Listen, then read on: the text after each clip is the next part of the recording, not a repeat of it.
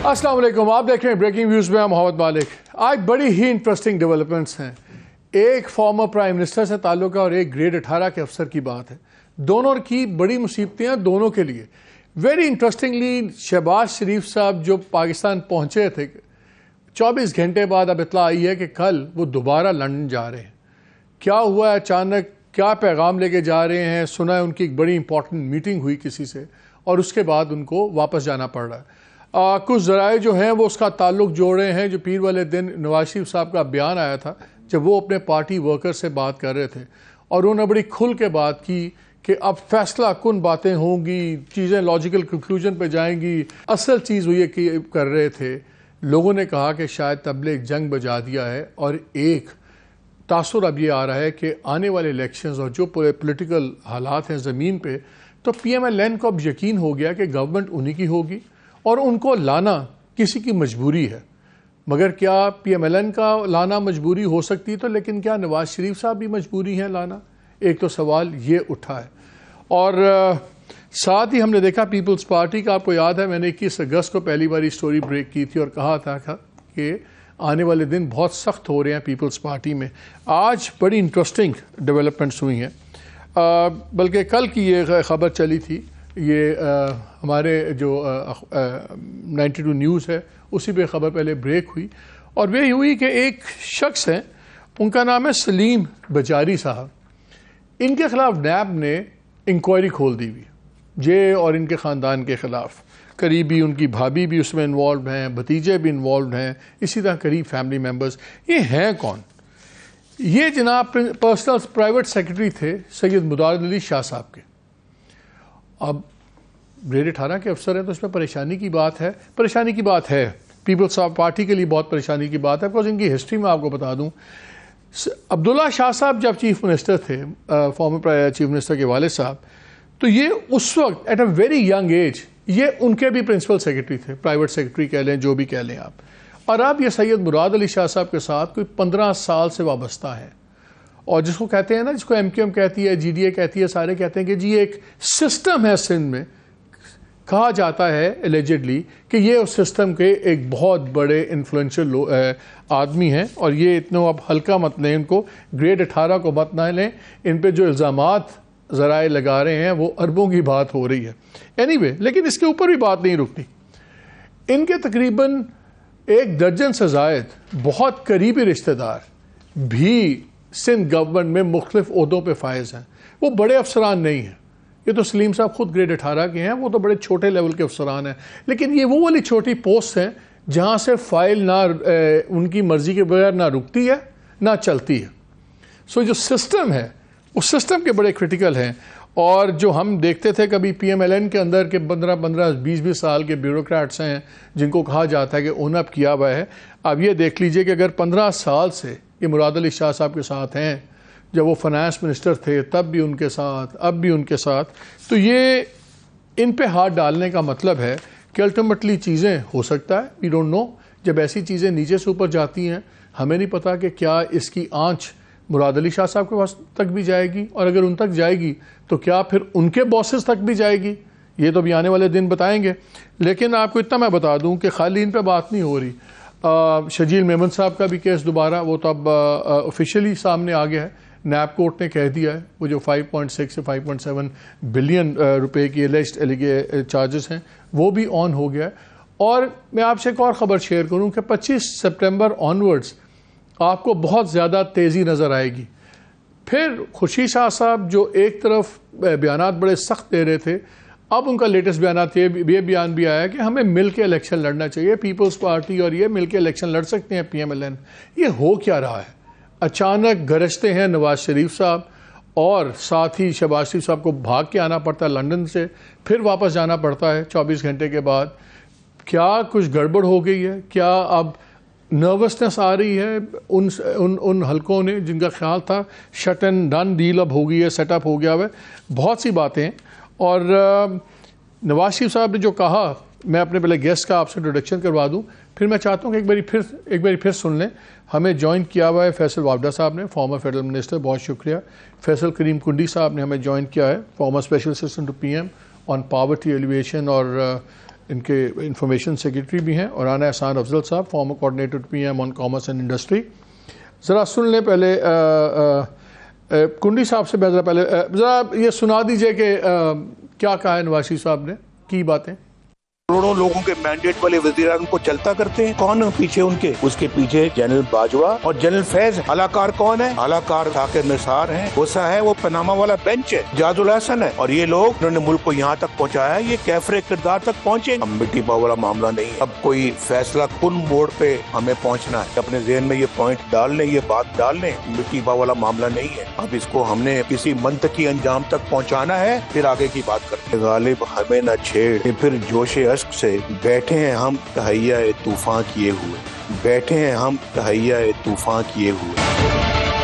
जी फैसल, आपसे शुरू करता हूँ। स्टूडियो में है पीपल्स पार्टी को अपनी फिक्र पड़ गई है, उसमें भी कुंडी साहब से बात करेंगे। मियाँ साहब इंकलाब फिर ला रहे हैं, तहैया इंकलाब किए हुए, और फिर अब देखते हैं कि आपस में पहले लड़ाई चल रही थी, अब मिलकर इलेक्शन लड़ने की अचानक बातें शुरू हो रही हैं। क्या हो रहा है? शुक्रिया सर आपका। देखिए, सबसे पहले तो ये तो टोपी ड्रामा है। इलेक्शंस की वेव बनाने के लिए पेट फाड़ेंगे, वो उसको गले से पकड़ेगा, ये कौम को तो समझ में आ गया। अब तो जो लेटेस्ट नंबर्स फिगर्स आए हैं, 6.25 करोड़ यंगस्टर्स हैं उसके अंदर। मैं अब समझता हूँ 21 को मेरी सालगिरह है, उन्होंने बड़ा बुरा दिन अपने लिए चूज़ किया आने के लिए। तो एक तो प्राइम मिनिस्टर हाउस से वो कुर्सी पे उनके लेके एयरपोर्ट से उसी कुर्सी पर बिठा के जेल ले जाते हैं, क्योंकि जो स्टेटमेंट्स और बयानात मियाँ साहब दे रहे हैं, तो मुझे तो वैसे ही वापस जहाज की सीट पर बंधे हुए नजर आ रहे हैं। और अगर ये ख्वाहिशात का मलबा लेके जो पीडीएम उतरी हुई है फाइज़ा साहब को, चीफ जस्टिस साहब को देखकर, तो उन्होंने अपनी सिर्फ बड़ी क्लियर कर दी है कि वो सिर्फ अल्लाह पे तवक्कल करते हैं, किसी के मातहत या किसी के विशेष के हिसाब से ऑर्डर नहीं करेंगे। नंबर 1। नंबर 2 ये कि ये कॉन्फिडेंस कहाँ से आ रहा है कि मैं आऊँगा, हेलीकॉप्टर आएगा, जेल की वैन नहीं आएगी, हेलीकॉप्टर आएगा, वो मीनार पाकिस्तान पर उतरेगा, 50 लाख 10 लाख आदमी खड़ा होगा। तो मेरी उनको सजेशन है मीनार पाकिस्तान के ऊपर नोक पे ही हेलीकॉप्टर खड़ा कर ले, तो शायद कोई फायदा हो जाए। नंबर 3 सर ये कि ये कॉन्फिडेंस क्या है कि बेल अभी हाथ में नहीं हुई, केस का फैसला नहीं हुआ, जेल जाने का फैसला नहीं हुआ। उन्होंने कहा है हम बाजवा साहब का एहतसाब करेंगे और मिट्टी नहीं डालेंगे। ठीक है, तो आ जाए सर, फिर घोड़ा भी इधर ही है, मैदान भी इधर है। एक मिनट सर, बाजवा साहब को जो आप बुक्स आज दिखा रहे हैं, तो बाजवा साहब की एक्सटेंशन क्यों दी थी इन्होंने? और 16 महीने मेरे बाप की गवर्नमेंट थी, एहतसाब क्यों नहीं किया? तो ये बातें हैं। और तूफान, ऐसा तूफान आएगा कि इस बार सभी लपेटे जाएंगे। अभी आप देखें, हल्का सा कुछ हुआ है तो एक भाई तो वापस जा रहा है लंदन की तरफ, और ये तो पार्ट टाइम है। और इस मुल्क के अंदर ड्रामा तो चलता रहा है। 164 का बयान देकर इसहाक डार साहब मफरूर हो जाते हैं, इश्तिहारी हो जाते हैं। एक रात आता है केस बंद होते हैं, दूसरी रात सेनेट बहाल, तीसरी रात फाइनेंस मिनिस्टर, और वो फाइनेंस मिनिस्टर जिसने 16 महीने में सारे केसेस माफ कराए, कर्जे लिए। और आज राना साहब की ट्रिब्यून में रिपोर्ट है कि उन्होंने फिर फिगर्स को फज कर दिए, नंबर्स को। तो आईएमएफ अगली ट्रांच देने में फिर मुश्किल खड़ी कर देगी। इनका माजी ना भूलें, ये बेईमान है, बेईमान है, बेईमान है, चोर है, चोर है। इन 18 लीडरों को लेवल करें, इनका प्ले करें, इनको फील्ड के अंदर डालें। नई फौज जमहूरी के नाम पे बदबूदारों को हटाएं। कौन करेगा? जिसने भी करना है, ठेका उठाएगा पाकिस्तान का। ये नहीं चलेगा आपके एक को अंदर किया, दूसरे को मुल्क से बाहर कर दिया, फिर एक को ले आए, फिर दूसरे को छोड़ दिया, फिर तीसरे को ले आए। ये नहीं चलेगा सर। अब ऑप्शन है, ठीक है, बहुत सारे ऑप्शन है सर। क्या ऑप्शन? देखिए, इस मुल्क की बदहाली और जुल्म बर्बरियत यहां तक पहुंच गई है कि गरीब अपनी बेटी को 13 साल की उम्र के लिए नौकरी करने भेजता है, रोटी खाने के लिए, पेट भरने के लिए। आप उसके साथ जाती करते हैं, रेप करते हैं, कत्ल करते हैं, पुलिस आप पकड़ नहीं सकती है, और वो 2 दिन मातम करता है। आप लोग मेहरबानी टीवी पे आप दिखाते हैं और हम बेहसी से वापस चले आते हैं। अगर कौम और अवाम अपनी चीज़ों के लिए नहीं खड़ी होगी, तो हम क्यों खड़े होंगे भाई उनके लिए? ठीक है। और अगर जमहूरियत के मजे और लेने हैं और कौम को बिरयानी की प्लेट में इन्हीं बेशरम, नकारा, झूठे, एक्सपायर्ड उनको ही मुल्क देना है, तो मुबारक हो फिर जमहूरियत। चले आते हैं वापस आप पे। कुंडी साहब, मुझे ये बताइए, क्लियरली एक पैटर्न है, और ये मैंने इसको शेयर भी की थी ये खबर। मैं चाहता हूं जरा सुन लें कि मैंने 21 अगस्त को क्या कहा था।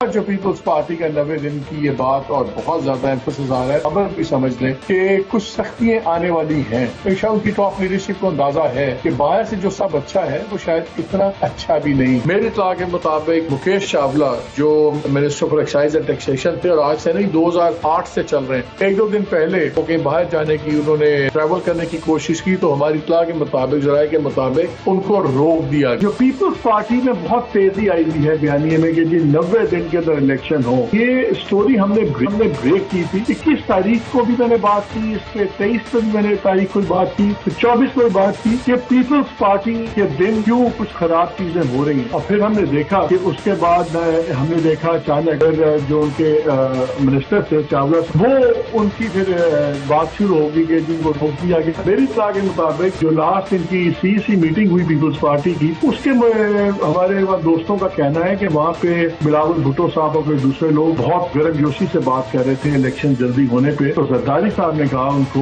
रिपोर्टेडली जरा सब्र करें, आराम से ठंडा करके देखें क्या होता है। अभी इलेक्शन के हालात नहीं है और क्या आपके पास प्लान है कि इकोनॉमी का क्या वो। बिलावल भुट्टो की इलेक्शन कमीशन पर तनकीद के बाद आसिफ जरदारी का एतमाद का इजहार, नए हल्का बंदियों को भी नागुज़ीर करार दे दिया। बोले कि मुल्क इस वक्त मौशी बहरान से गुजर रहा है, सियासत के बजाय मईशत की फिक्र होनी चाहिए।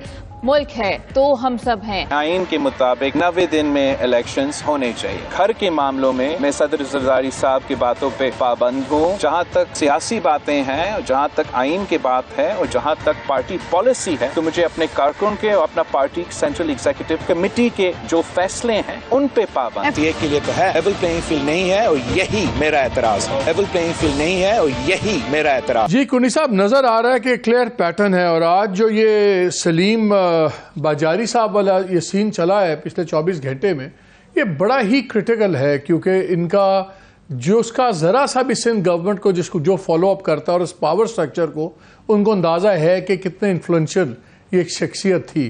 तो क्लियरली चीफ मिनिस्टर भी महफूज नहीं है, फॉर्मर चीफ मिनिस्टर, उनको भी हो सकता है इसमें घसीट लिया जाए, बाकी लोग भी।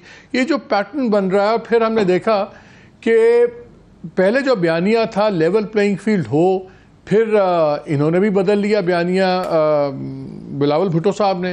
उन्होंने कहा नहीं मैं नून लीग से कह रहा हूँ कि लेवल प्लेइंग फील्ड दें। ये लेवल प्लेइंग फील्ड नून ने देनी है, किसने देनी है? और साथ ही ये बयान भी आता है कि अगर इनके हाथ खोल दिए, खुर्शीद साहब ने कहा कि अगर बिलावल भुट्टो के हाथ खोल दिए तो हम 80 की दिहाई में चले जाएंगे। जरा हमें बता दें, क्या आपकी लेवल प्लेइंग फील्ड नून लीग ने ख़राब की हुई है, किसी और ने ख़राब की हुई है? और क्या ये जो शुरू हो गया है आप लोगों के साथ सिंध के अंदर, इसका भी कोई पैटर्न है? बिस्मिल्लाहिर्रहमानिर्रहीम। मालिक साहब, आपका मैंने इंट्रो भी देखा और अभी भी देखा। ये कोई आज की बात नहीं है, तो आप हमेशा जब हमारी हुकूमत नहीं होती और आप टीवी प्रोग्राम इसी तरह चला रहे होते हैं, कितने 100 अरब और कितने 100 अरब, जितने 100 अरब अभी सोशल मीडिया पे बरामद हुए हैं मैं समझता हूँ कि उसमें तो 80% IMF का कर्जा उतर गया होगा, क्योंकि न उसकी रसीद है, न नया नोटिफिकेशन है, न कोई गिरफ्तारी है, लेकिन अरबों मतलब पता नहीं कितने 100 अरबों भी बरामद हो चुके हैं, जैसे माजी में लांचे बरामद हो चुके हैं। हमने कोई ऐसा इल्जाम नहीं लगाया कुंडी साहब, हमने तो सिर्फ वो इंक्वायरी की बात की है 5.6। नहीं, अब देखे, अब मुझे भी तो खिदमत का मौका देना। आपको मैं नहीं कह रहा हूँ, मैं ऐसी बात कर रहा हूँ। बात यह है कि देखें, अगर कोई है गलत है, जिस पार्टी में है, बिल्कुल हम पहले भी एहतसाब से नहीं डरे, हम अभी भी एहतसाब से नहीं डरते। आप बिल्कुल करें, एक रोस्ती बोर्ड करें। हम हमेशा ये कहते हैं कि आप जो है नैब को पॉलिटिकल विक्टिमाइजेशन के लिए इस्तेमाल न करें, बाकी नैब करें। मैं गलत हूँ कि कोई और गलत है, बिल्कुल उसको करे, लेकिन फिर उसके बाद साबित भी करें। ऐसा ना हो कि आप सिर्फ नैब खेलते रहे, उसके बाद बोलेंगे जी कुछ नहीं हुआ और बाइज्जत बरी हो गए और ये हुआ। और एक बंदे की आप कैरेक्टर असेसिनेशन कर लेते हैं 2 साल 5 साल, उसके बाद कहते हैं जी हम माजरत करते हैं, ये तो बाइज्जत बरी हो चुके हैं। लिहाजा ऐसी चीज़ें नहीं होनी चाहिए।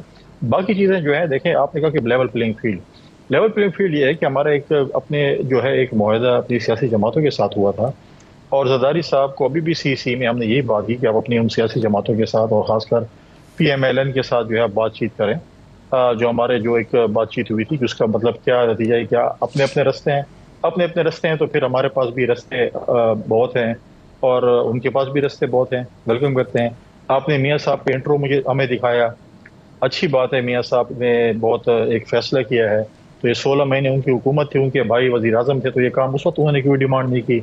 और उनके पास बड़ा अच्छा मौका था उस वक्त। एक ट्रेलर दिखा देते फिल्म का 16 महीने के बाद में, कहते कि जी मैं आ रहा हूँ और अगर मेरी हुकूमत आ गई तो मैं इससे भी आगे बढ़कर आपको जो है परफॉर्मेंस दिखाऊंगा। लेकिन 16 महीने तो उन्होंने ये बात नहीं की, खामोशी इख्तियार की। और ये चीज़ें अगर उनको उनके पास सबूत हैं, उनको समझ आती है कि ये चीज़ ऐसी हैं, तो बिल्कुल उनको चाहिए था कि 16 महीने इसके ऊपर कुछ करते। और हुकूमत भी उनकी थी, नहीं कर सके। हुकूमत में तो आप भी हिस्सेदार थे, आप भी हिस्सेदार थे। आपके चेयरमैन जो वो फॉरेन मिनिस्टर थे, और वो तो उन्होंने तो एंड में उनको डार साहब को अंकल भी बना लिया था। ये तो ना बात करें आप, वो तो अंकल्स की हुकूमत में आप पूरे शामिल थे। उनकी हुकूमत क्यों कह रहे हैं? आप हुकूमत का बराबर के हिस्सेदार थे। नहीं, अंकल बिल्कुल है, वो एज में उनसे बड़े हैं, बिल्कुल अंकल उनको कह सकते हैं। दूसरी बात यह है कि मैं ये कह रहा हूँ कि जो हमारा ये बयान नहीं था, हमने ये बयान नहीं दिया था, ये मियां साहब कह रहे हैं कि मैं ऐसे करूंगा, तो अगर वो ले आते, हमारे भी कुछ इश्यूज थे जब वो कैबिनेट में लाते। अच्छा, अगर मैं आपसे ये पूछूं फैसल, अगर मैं आपसे ये पूछूं कि जो मियां साहब का बयानिया है कि अगर हमारी हुकूमत बनती है तो हम जनरल फैज को, जनरल बाजवा को, हम और खोसा साहब और साकिब निसार, हम इन पे मुकदमात कायम करेंगे और इनको हम कैफे किरदार पे पहुंचाएंगे, तो क्या आपकी पार्टी इस कदर इक़दाम के उनके साथ शामिल होगी? देखिए, पता नहीं हम उस वक्त उनके इत्तेहादी होंगे या नहीं होंगे, ये तो पार्टी ने फैसला करना। नहीं, वो तो आप ऑपोजिशन में रह के भी सपोर्ट कर सकते हैं। मैं तो आपसे पूछ रहा हूं, क्या आप उनकी हिमायत करेंगे इस मुतालबे की? ये तो पार्टी के फैसला, मैं खुद फैसले इस पर नहीं कर सकता हूँ। दूसरी बात यह है कि मुशर्रफ सर को भी इन्होंने ट्रायल किया था ना अपने दौर में, फिर क्या हुआ उसका? तो ऐसी बातें जो है वो ठीक है, अगर वो करना चाहते हैं और वो कह रहे हैं कि हमारी अगर हुकूमत आई तो हम ये करेंगे, तो आपके नजदीक ये बयान, आपके ये नजदीक ये बयान था किस लिए, किसको सुना रहे थे? कुछ लोगों का ख्याल है कि वो आने से पहले जुडिशरी पे दबाव डालना चाहते हैं ताकि आते ही उनको रिलीफ मिले। कुछ लोगों का ख्याल है कि जी मियां साहब अब उनको फुल यकीन है कि नेक्स्ट प्राइम मिनिस्टर मैं हूँगा, पंजाब के अंदर मजबूरी है PMLN को आगे लाना, तभी PTI फारग होगी, तो अगर मैंने ही आना है तो फिर मैं अपनी शराइत अभी से मनवाना शुरू कर दूं। क्या आपके नज़दीक? देखें, पहली बात हो है ना कि मैं अपने दोस्त फैसल वार्डर से कहूँगा कि वो कॉफ़ी पीना कम कर दें और कोल्ड कॉफ़ी पीना ज़्यादा कर लेंगे, बड़े आजकल गर्म जोश हैं जो है। दूसरी बात यह है कि आपने मियां साहब का कहा, देखें पहले तो मियां साहब आएंगे, उनको पहले अपने जो लीगल उनकी टीम है, पहले उनको जो है एक रिलीफ अगर उनको मिलती है तो फिर जाकर कैंपेन करेंगे और वज़ीर आज़म बनेंगे ना। अगर रिलीफ नहीं मिलती है तो मियां साहब तो जेल से गए हैं बाहर इलाज के लिए, उनको जो फैसल भाई, और वो तो एयरपोर्ट से सीधा हेलीकॉप्टर है, अभी पता नहीं क्या हेलीकॉप्टर किसका है, लेकिन वो हेलीकॉप्टर लेके मीनार पाकिस्तान में उतारने वाले हैं। मैंने कहा मीनार पाकिस्तान के ऊपर ही खड़ा कर दे तो बेहतर है, लेकिन वो तो फिर हेलीकॉप्टर भी नाम हो चुका है, ये नहीं पता किसका है। वो देखें मिल जाएगा कोई ना कोई उनको, लेकिन प्रॉब्लम ये है कि वो जेल से गए हैं बाहर इलाज के लिए। अब वो जब वापस आते हैं और उनको अगर कोई भी लीगल उनको कोई सहूलत नहीं मिलती है तो he has to go back to jail.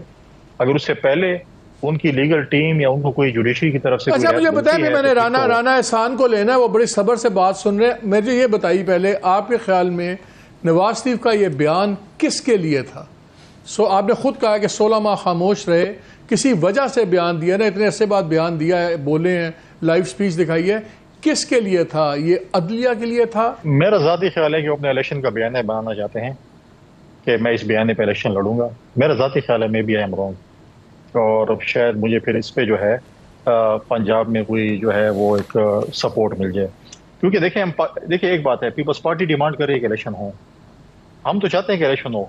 अगर हम कहते हैं कि इलेक्शन ना हो, आराम से बैठ जाए, और हम इलेक्शन से डरते हैं, आवाम में जाने से डरते हैं, फिर हम कहते हैं कि फरवरी। लेकिन आप लोगों को आज लेटेस्ट स्टांस से आया है कि इलेक्शन शेड्यूल की हमने हिकमत अमली बदल दी है, अब इलेक्शन का पूरा एक्टिविटी तब शुरू होगी जब शेड्यूल आ जाएगा, अनाउंस हो जाएगा। पहले नहीं था, पहले आप लोग कह रहे थे देखें वो तो निकल आए हैं सड़कों पे।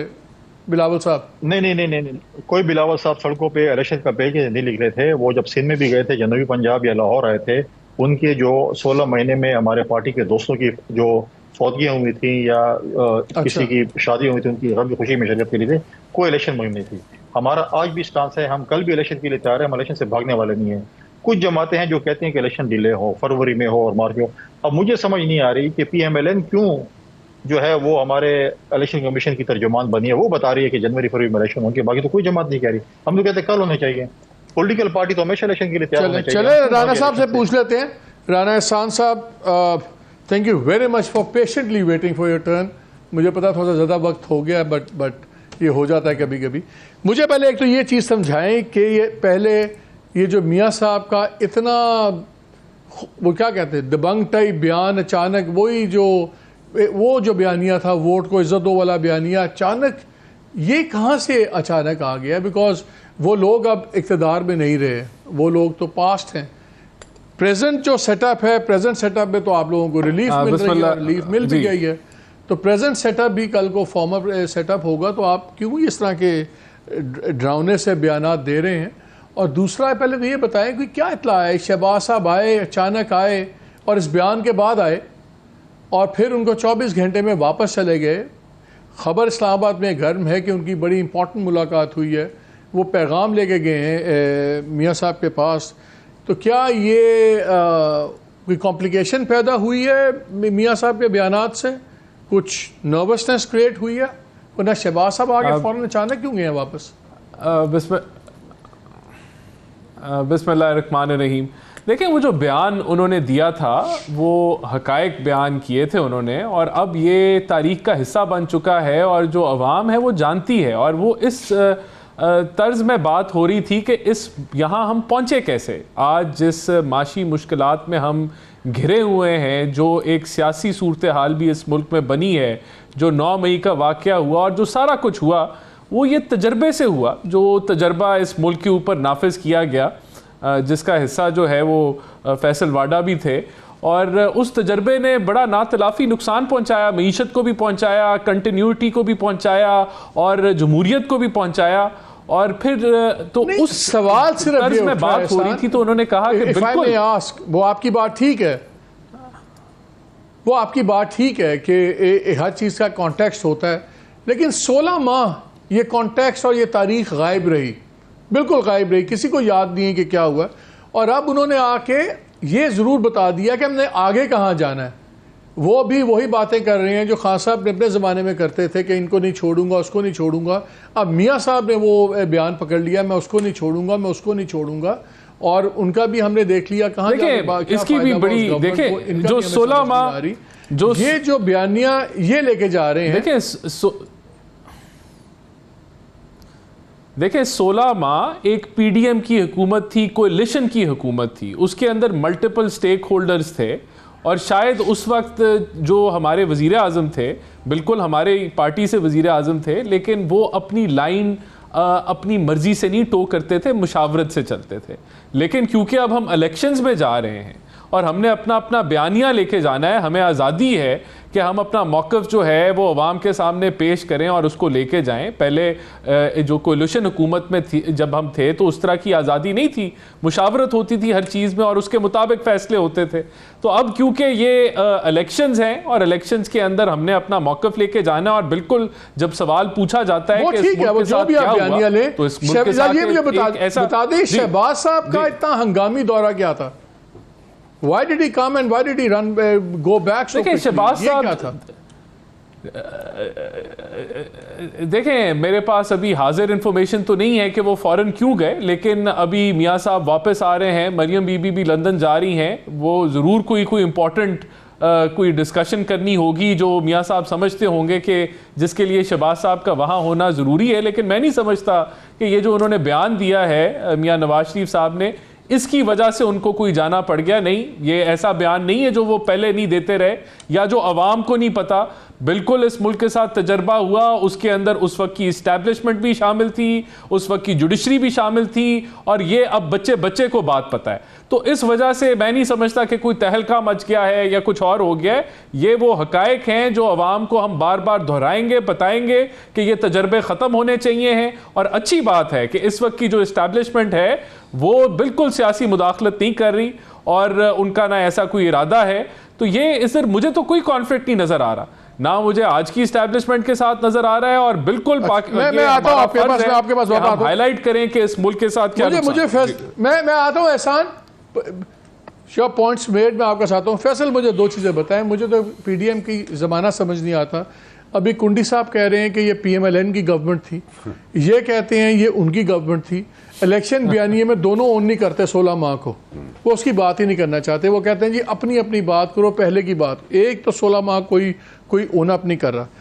दूसरा, ये जो बयानिया बन भी रहा है, क्या इससे लोगों का मसला ये है कि किसने किसको निकाला? इससे तो लोगों का मसला है, भूखे मर रहे हैं, महंगाई इतनी है, बिजली का जो हाल है, आने वाले दिन इससे भी बुरे।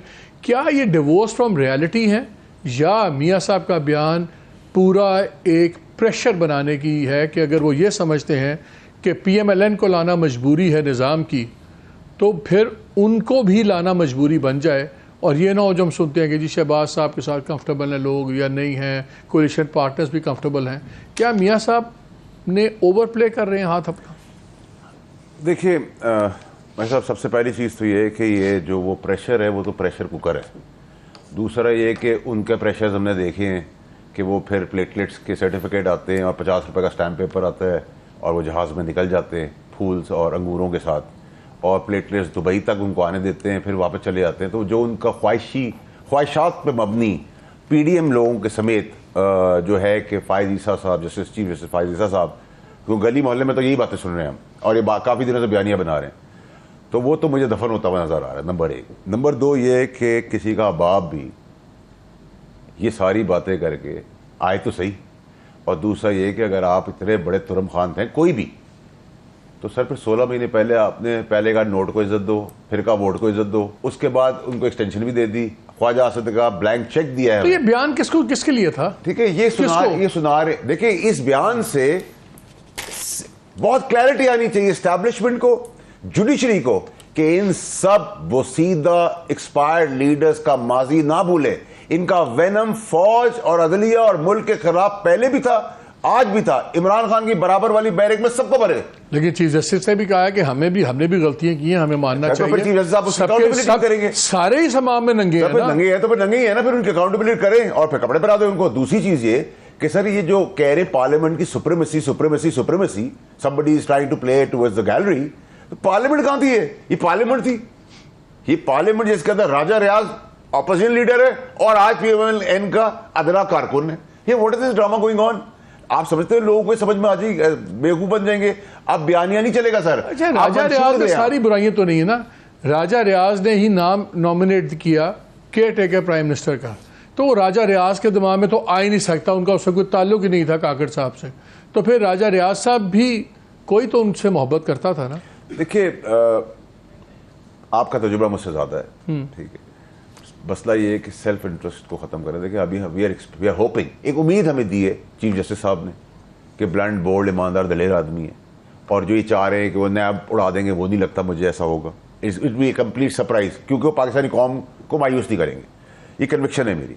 दूसरे हीरो है हमारे आर्मी चीफ, उनका कोई जादू की छड़ी है, डॉलर नीचे, खाने पीने की चीज़ नीचे आ रही, वो अपनी जेब नहीं भर रहे। जितना भीख मांग के वोट लेते हैं इन गरीबों से, उनकी जो जरूरियात है वो सब इन लीडरों का फैक्ट्री है।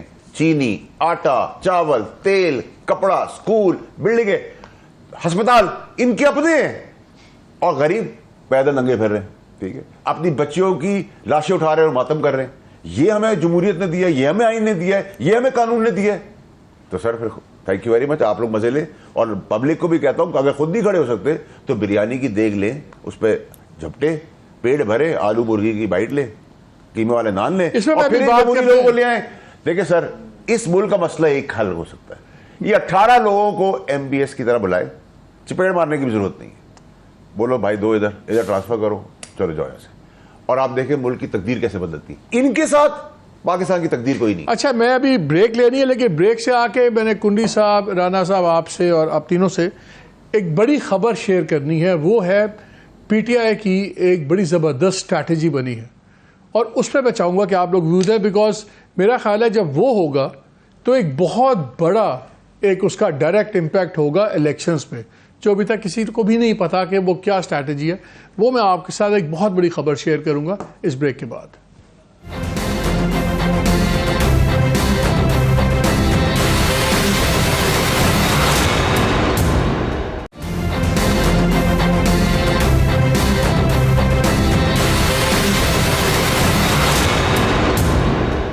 जी welcome back to the show.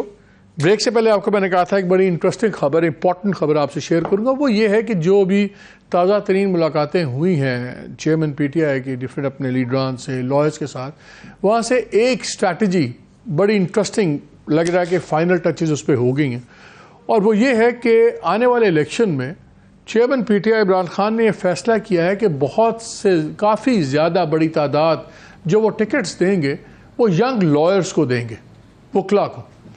और इसमें बड़ा एक स्ट्रेटिजिकली बड़ी इसकी स्ट्रेंथ दो देखी जाती है। एक तो ये है कि जो यंग लॉयर्स हैं उनको डिसक्वालीफाई करना इतना आसान नहीं होगा। एक तो वो लॉयर्स हैं, सब कुछ है, उनकी अपनी लॉयर्स लॉबी है, फिर जजेस भी 10 बार ही सोचते हैं, उनके साथ ही हर वक्त काम पड़ता है और डील करना पड़ता है। और दूसरा टेक्निकली भी वो स्ट्रॉन्ग होते हैं। और दूसरा ये कि अगर एक पॉइंट से ज़्यादा प्रेशर क्रिएट किया गया तो वो जो उनकी पार्टी की एहतजाजी मूवमेंट हो सकती है वो एक बड़ी लॉयर्स मूवमेंट भी बन सकती है। तो ये एक बड़ी ही इंटरेस्टिंग डेवलपमेंट है कि अगर पीटीआई मैक्सिमम टिकट्स अपनी लॉयर्स को देगी तो फिर क्या होगा दूसरी जमातें या इस्टेब्लिशमेंट, जिसको भी आप कहना चाहें। टुंडी साहब, मैं आपसे शुरू कर रहा हूँ। ये बड़ी इंटरेस्टिंग स्ट्रैटेजी नज़र आ रही है कि लॉयर्स मैक्सिमम टिकट्स दें, और हमने देखा मुशर्रफ साहब को भी लॉयर्स टक्कर गए, बाकियों को भी टक्कर जाते हैं, बड़ा एक मुनज़्ज़म एक है लॉबी। फिर आप क्या मंजरनामा देखते हैं? बिकॉज ये जो बातें हम सुनते हैं कि जी शायद आप लोगों के लिए राह हमवार कर दी जाए, पीपल्स पार्टी के लिए, पीएमएलएन के लिए पार्टी शायद बैन हो जाए या नहीं होती है। अगर लॉयर्स को बहुत बड़ी तादाद में टिकट्स मिलती हैं पीटीआई के इलेक्शन में, फिर सिनेरियो कैसा नज़र आता है आपको? देखिए, पाकिस्तान पीपल्स पार्टी ने कभी ये नहीं कहा, और ना पाकिस्तान पीपल्स पार्टी इसको सपोर्ट करती है कि किसी पॉलिटिकल पार्टी को जो है वो बैन किया जाए। हर पार्टी का एक जमहूरी हक है कि वो इलेक्शन लड़े, और आवाम ने फैसला करना है कि वो किसको बैन करती है, किसको रिजेक्ट करती है और किसको एक्सेप्ट करती है। तो हम इसमें कभी भी इसके फेवर में, जब पहले भी ये डिस्कशन हुई जब हुकूमत थी हमारी, तो हम इस पर हमने हमेशा अपना जो है वो रिजर्वेशन शो की। बाकी पीटीआई की अपना एक तरीक़ाकार है, वो चाहे जिसको भी टिकट दें उनका जमहूरी हक है। लेकिन मैंने कहा है कि हम पाकिस्तान में हमने चंद सालों से एक बयान सुनते थे, एक बयान सुनते थे कि गुड और बैड का। तो जो गुड पीटीआई है वो इलेक्शन लड़ेगी और बैड पीटीआई इलेक्शन से बाहर होगी मेरे ख्याल में। तो गुड पीटीआई अगर होगी तो गुड पीटीआई तो चाहे वो वकीलों को दे, चाहे वो सियासतदानों को दे, चाहे जिसको भी दे, उनका जमहूरी हक है। तो गुड पीटीआई किसके, कौन? सर ये तो पूछे गुड पीपल्स पार्टी कहां से लाएंगे? सवाल तो मुश्किल ये है। ये गुड पीटीआई कौन सी वाली है फैसल? अब ये फैसल वाडा वाली गुड पीटीआई है ना, जो फैसल वाडा जिसमें।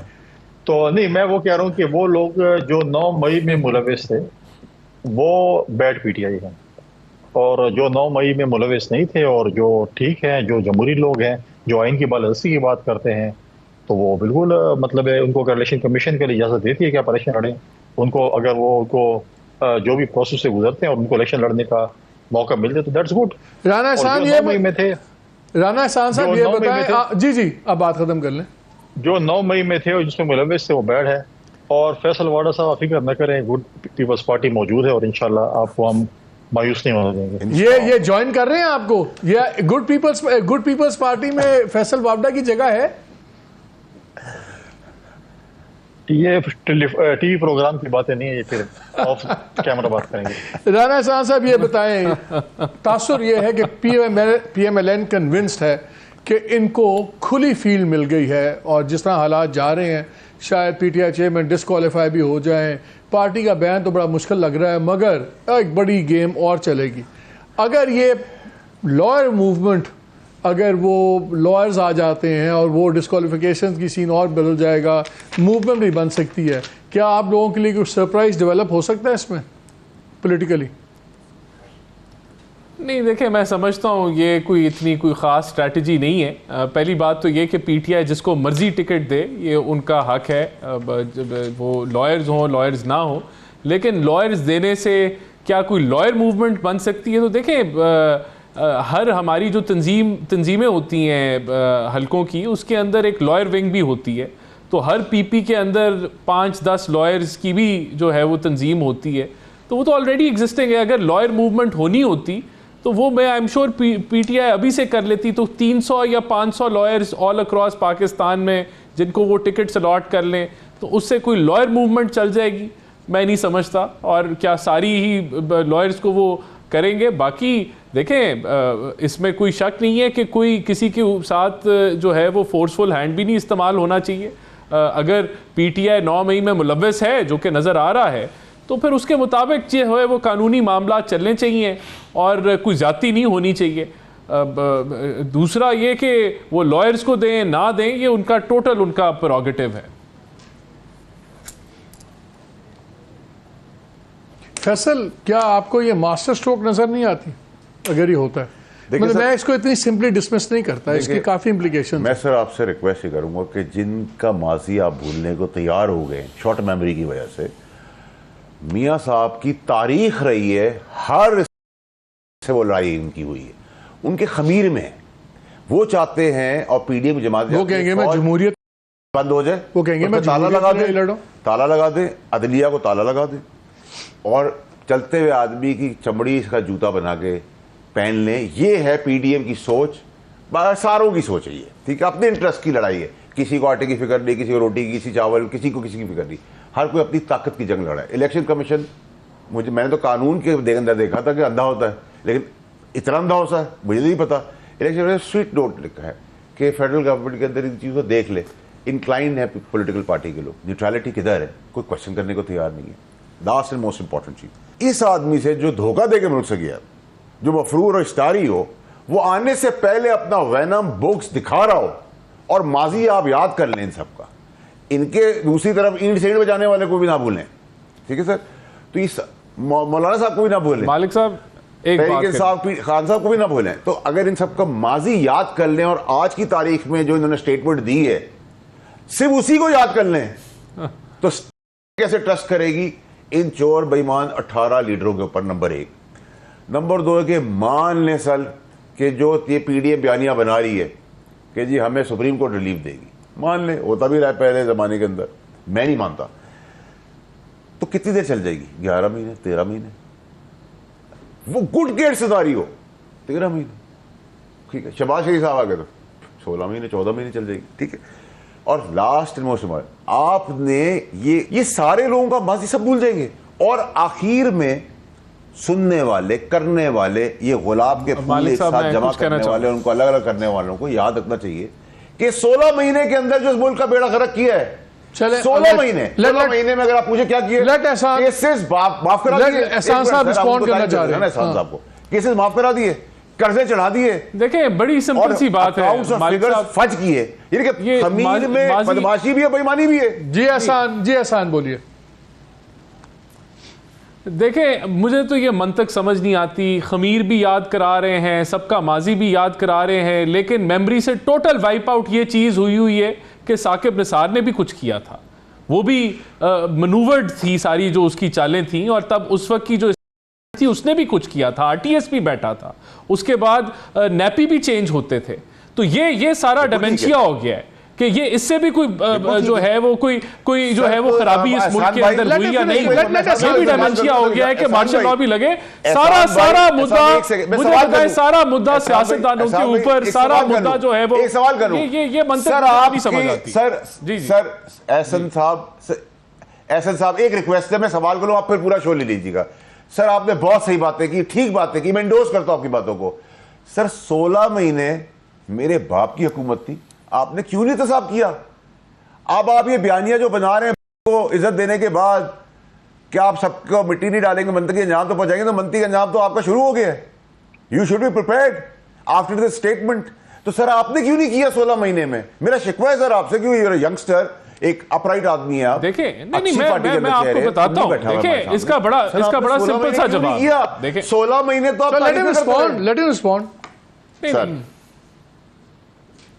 देखिए मैं आपको बताता हूं, देखिए हमने तो मुशर्रफ के एहतसाब की भी बात की, और फिर पीटीआई ने जब उनकी हुकूमत थी तो जिस जज ने सजा सुनाई, तो पूरी जो मिनिस्टर्स की जो फौज थी उन्होंने कहा कि ये जज जो है, जो मरहूम हो चुके हैं, कि ये अपने ज़हनी तवाज़ुन जो है ये खो चुका है।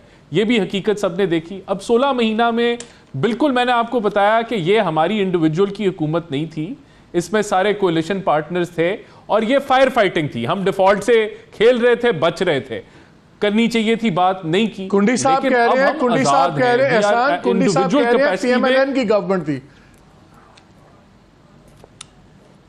नहीं देखा हमारी थी, लेकिन कोलिशंस के साथ थी और सब चीजें जो होती थी कोलिशन को मना के समझा के मुशावरत से होती थी। अगर हम कहते हैं हमने एहतसाब करना है मिसाल के तौर पे और हमारे 4 कोलिशन पार्टनर कहते कि नहीं करना वरना हम कोलिशन छोड़ जाएंगे, तो कौन सा एहतसाब हो जाना था? आज हमारे पे किसी की मजबूरी नहीं है। वो आपने वो शुरू भी नहीं किया, हैंडीकैप वो तो नहीं आपने है, पूछा भी नहीं आपने अपने दोस्तों को खैर ये पूछा भी नहीं कि करने के नहीं किया। एंड वैसे भी टू बी फेयर 16 माह में हो भी क्या सकता था। कुंडी साहब मुझे ये बताइए, आपने पहले कहा कि इनका ये मालिक साहब वैसे भी एहतसाब जो है बना रहे हैं, क्या इस इलेक्शन का और टाइम नहीं 16 माह में क्या हो सकता है? आई एग्री विद यू, लेकिन कुंडी साहब मुझे एक चीज बताएं, ये जो आपने कहा कि ये अपना बयानिया बना रहे हैं, क्या ये इस इलेक्शन का बयानिया for example anti judiciary anti establishment बिकेगा, या आम आदमी का जो बयानिया है कि मेरी महंगाई कैसे कम होगी, ये बिजली का क्या बनेगा, ये तमाम जो चीज़ें हैं जो उसकी ज़िंदगी की चीज़ें हैं, तो ये मुझे लॉजिक इनके इस बयानी की समझ नहीं आ रही इस मौके पे। देखिए मेरा ख्याल है मैंने ये भी नहीं कहा कि हुकूमत इनकी थी, प्राइम मिनिस्टर इनके थे, हम कोलिशन हुकूमत में थे, लेकिन मैं कभी ये चीज़ डिस्कस नहीं हुई कि हम ये एहतसाब करना चाहते हैं। दूसरी बात यह है कि मेरा ख्याल है कि शायद ये बयाने बना रहे हैं, लेकिन अवाम का जो है वो उस बयाने से मतलब है कि जो उनके मसाइल के हल के लिए आए, उनका कोई मसीहा हो, उनकी जो रोजमर्रा की अशिया। तो क्या ये डिस्कनेक्ट है इनका? क्या आप ये क्या नवाज शरीफ साहब का डिस्कनेक्ट है अवाम से? जो नहीं मे भी इनका कोई आए मैनिफेस्टो और बात आए, लेकिन मैं तो अपने एक बात कर रहा हूँ कि शायद मे भी ऐसी हो, मे भी ना हो, ये तो मतलब है कि मैं नहीं कह सकता कि ये है या ये नहीं है। लेकिन जो है अवाम को इससे गरज नहीं है कि आप किसका एहतसाब करेंगे, किसको टांगेंगे, किसको अंदर करेंगे, किसको बाहर करेंगे। अवाम का जो है वो गर्ज ये है कि उसको 2 वक्त की रोटी कैसे मिलेगी, पेट्रोल कैसे सस्ता होगा, किराए कैसे सस्ते होंगे, बच्चों की फीस किस तरह होगी, डॉक्टर की फीस कैसे, दवाइयाँ कैसे लेंगे। ये चीज़ें जो हैं रोज़मर्रा की अशिया से लोगों से है। ये इस चीज़ों को लोग अभी बाय नहीं करते कि मैं इसको टांग दूंगा, इसको ये कर दूंगा, इसको रगड़ दूंगा, इस चीज़ से नहीं होती। मेरे भाई ने बड़ी बातें फैसल वाडा साहब ने की कि बस हम तो बहुत बुरे लोग हैं, चलो पीपल्स पार्टी और PMLN तो बहुत बुरी। जो 3.5 साल ये हुकूमत में रहे उनके भी अच्छे इकदाम बता दे जो इनके दौर में होते रहे। डेफिनेटली ये उनको करते रहेंगे। हम तो पार्टी लेस है सर, ठीक है। तो उसके जो है मसला ये है कि इनके दौर में जब हुआ, जब RTS सिस्टम को स्विच ऑफ किया गया, क्या कुछ नहीं किया गया, किस तरीके से क्या कुछ नहीं हुआ। देखें जब तक इस मुल्क में अदल और इंसाफ नहीं होगा, जब तक इस मुल्क में अवाम को हक नहीं दिया जाएगा कि उसका वोट जिसको पड़े उसी का गिना जाए, तो फिर ये चीज़ जो है ये चीज़ नहीं चल सकती। आप अगर एहतसाब करें और मुझे पकड़े या किसी और को पकड़े और बोले कि आपने अगर इस पार्टी को ज्वाइन कर लिया है तो आप कुंडी साहब आपको क्या महसूस हो रहा है कि जो इस वक्त एहतसाब का प्रोसेस है उसका सारा रुख पीपल्स पार्टी की तरफ है और हमें PMLN की तरफ कोई रुख नजर नहीं आ रहा? नहीं, हमें कोई इससे गरज नहीं है। पहले भी हमने कई एहतसाब देख चुके, मतलब है कि बहुत किस्म के एहतसाब आ भी चुके, बहुत से एहतसाब हमने भुगत भी लिए। हम कहते हैं अगर हम गलत लोगे में कर लें, लेकिन बराबरी की बुनियाद पर हो। ऐसे ना हो कि आप सिर्फ पार्टियां तोड़ने के लिए करें, शख्सियात तोड़ने के लिए करें। अगर आप इस पार्टी में जाएंगे तो आप बिल्कुल पाक साफ हैं, फरिश्ते हैं, और अगर आप नहीं जाएंगे इस पार्टी में तो आपसे बड़ा करप्ट और चोर और डाकू कोई नहीं है। मुझे एक बात बताएं, we only have a minute on 80 seconds. ये जो मियाँ साहब का बयान आया, फिर इसके बाद ये डैश विजिट आया, शहबाज शरीफ आए, मुलाकात की, वापस जा रहे हैं, इसके बाद क्या हम एक पॉलिटिकल प्रोसेस को मजबूत हो रहा नजर आता है कि कमजोर होता नजर आ रहा है? सर कमजोर होता नजर आ रहा है और वापस सीट के साथ बांध के मुझे वापस जाते हुए नजर आ रहे हैं। आने से पहले ही हो जाएगा। क्या नजर आ रहा है? एक PTI without Imran Khan leading it और PMLN में कोई और वजीर आजम मगर नवाज शरीफ नहीं, ये नजर आ रहा है। सर देखिए मेरी बात सुनिए, अभी एहसान साहब बैठे हैं आपके लास्ट 10 सेकंड्स, कुंडी साहब बैठे हैं, हम ये क्यों नहीं आ सकते? हमने क्या राजवाड़े का जमाना ले लिया है या हम गोरों की गुलामी करते हैं? इनके पीछे खड़े होंगे और इनकी नालायक औलादों को भी एक्सेप्ट करेंगे, फिर उनके पीछे भी खड़े होंगे। और याद रखिए सर 2016 में नून लीग ने फायद ईसा साहब को भी हिट किया हुआ है, याद रखिए। और पीपल्स पार्टी को भी ना भूले, PTI को भी ना भूले, मौलाना को भी ना भूले, माजी ना भूले, माजी नहीं। Okay sir, we have run out of time. नाज़रीन मैं बाकी बात नहीं करूंगा, मैं प्रोग्राम सिर्फ ख़त्म करूंगा, आपको ये याद कराऊंगा, ये जो मैंने शुरू में बात आपको लंबी कहानी सुनाई थी सलीम बजारी साहब की, अगले 1-2-3 दिनों में मैं आपसे इनकी वो बाकी डिटेल्स भी शेयर करूंगा कि कौन से ख़ानदान के लोग हैं, कहाँ पे हैं, क्या सीन है, ताकि आपको उस सिस्टम का नज़र आ जाए। और जो हमने ख़बर दी थी कि एक PPP के ऊपर सर्टन लेवल पे प्रेशर आएगा और उसकी वजूहात हैं, वो अभी तक सिलसिला चल रहा है। लेकिन ये जो दरमियान में डेवलपमेंट हुई है नवाज शरीफ साहब की, ये बयान इतना सिंपल नहीं है। शहबाज शरीफ साहब का आना और वापस जाना बिल्कुल एक एक्स्ट्रा ऑर्डिनरी डेवलपमेंट है। किससे मुलाकात हुई, क्या पैगाम हुआ, इंशाल्लाह ये भी कुछ दिनों में पता लग ही जाएगा, वो भी आपसे शेयर कर लेंगे। इजाज़त दीजिए, अल्लाह हाफ़िज़।